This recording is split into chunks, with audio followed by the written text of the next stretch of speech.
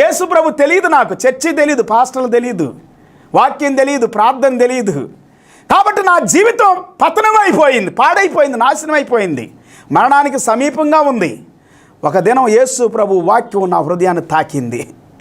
నా హృదయంలో, నా మనసులో, నా తలంపులు అద్భుతాలు జరగటం ప్రారంభమైన నూతనమైన కార్యాలు. దేవుడు నన్ను విడిపించేశాడు.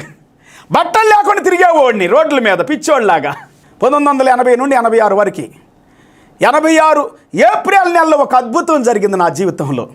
రోడ్డు మీద పేపర్లు ఏరుకుంటూ, చిన్న చిన్నగా చదువుకుంటూ, పుస్తకాలని, సినిమా పుస్తకాలని, నవల పుస్తకాలని, పేపర్లని పడేసిన వాడిని ఏరుకుంటూ చదువుకునేవాడిని. ఎప్పుడన్నా ఈ చీకటి శక్తుల యొక్క ప్రభావంతో, ఇచ్చలతో, కోరికలతో ఉన్నటువంటి ఆ తలంపులు ఆ రోడ్ల మీద పడిన దాన్ని చదువుకొని ఏరుకొని చదువుకోమని చెప్పేది.